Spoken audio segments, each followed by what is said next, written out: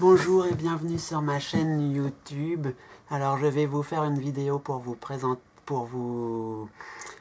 une vidéo tag push ou grand format qui a été créée par Florent R de la chaîne YouTube Florent R. Et donc c'est une chaîne qui c'est un tag qui comporte 10 questions sur push ou grand format. Et donc je vais commencer déjà par la question 1. Préfères-tu les push ou le grand format? Je préfère les push. Dans ma collection, il y a les 3/4 c'est des push. Les grands formats, c'est quelques grands formats.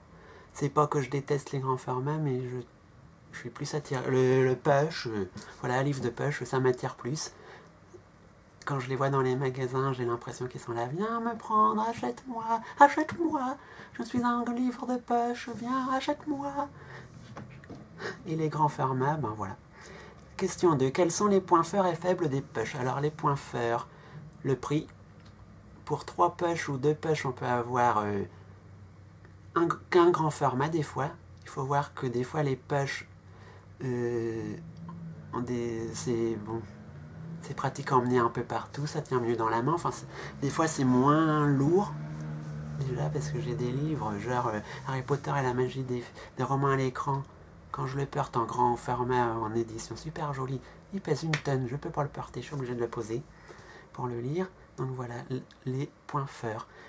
Quels sont les points forts et faibles des grands formats? Déjà, les grands formats, c'est le prix.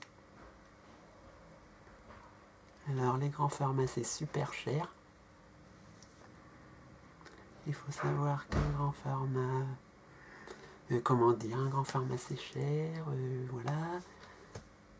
Ça prend de la place dans une bibliothèque. Des fois, c'est super lourd. Donc voilà. Question 4. Si tu avais le choix pour tes tout derniers livres, tu prendrais un grand format ou 2 push? Alors je prendrais déjà un grand format ou 2 push. Ben 2 push, ça fait 2 livres de plus contre un grand format. Et 2 fois 2 livres de push ne font même pas le prix d'un grand format. Donc voilà. Comme je ne suis pas l'homme le plus riche du monde. Question 5. Quels sont les livres push et grands formats que tu as préférés? Je ne répondrai pas parce que j'en ai aimé plusieurs, donc voilà. J'ai pas de coup de cœur de livre préféré. Donc voilà. Je ne sais pas trop. Question 6. Quelle maison d'édition préfères-tu pour les push et pour les GF? Pourquoi? Alors, pour les grands formats, je préfère aucune édition en particulier. Je ne suis pas trop... Puis je ne m'intéresse pas à l'édition. Si l'histoire me plaît, je l'achète, et voilà.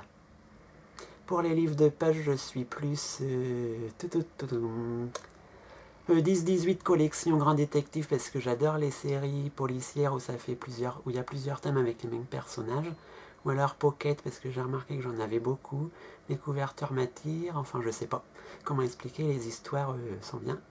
Les livres de push aussi sont pas mal, donc il y a juste les livres de push et les j'ai lus, je sais pas, mais les livres de push, la couverture a tendance à toujours s'abîmer, même si on en prend énormément soin. 7. Que penses-tu de la différence de prix entre les push et les grands formats?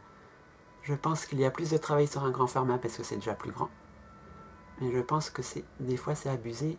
Pour 2 livres de push, on peut avoir un grand format, ou 3 livres de push, un grand format, donc voilà. Je préfère les livres de push principalement pour le prix, n'ayant pas un porte-monnaie qui reproduit mes pièces à l'infini. Question 8. Quel livre GF grand format et push souhaites-tu le plus avoir? Aucun, parce que quand je choisis mes livres, c'est directement dans le magasin, suivant l'envie du moment. La couverture, parce que c'est la couverture qui m'attire. Le titre aussi, si le titre me retient, je le prends. Après, ce qui m'attire aussi, c'est, comment dire, l'auteur, parce que s'il y a un auteur que j'ai aimé, j'ai tendance à regarder un petit peu ce qu'il a fait à côté d'autres comme histoire. Et après, question 9. Dans la bibliothèque, as-tu le plus de push ou de grand format? J'ai le plus de 3/4 c'est livres de push pour les romans. Et 1/4 ça doit être de grand format et encore. Grand format, c'est que quand l'édition se trouve qu'en grand format ou que je ne peux pas attendre d'avoir le livre de poche. Question 10. Quelle maison d'édition voudrais-tu qu'elle sorte des livres en poche? Alors là, maison d'édition, je ne peux pas répondre puisque je n'ai jamais fait attention. Cette maison-là sort plus ou celle-là sort que des grands formats.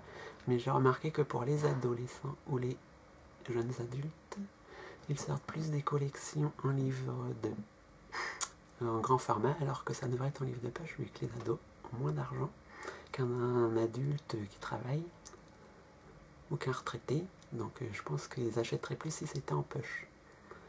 Mais je trouve que parfois, quelque chose qui n'a rien à voir avec les poches ou les grands formats, je trouve que en liseuse, le titre en numérique, le livre est beaucoup moins cher par exemple. Mais ça c'est une autre question vu qu'on n'est pas ici pour parler de ça.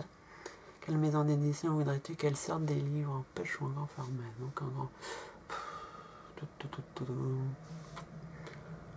En plus, en maison d'édition, il y en a tellement que je ne sais pas du tout.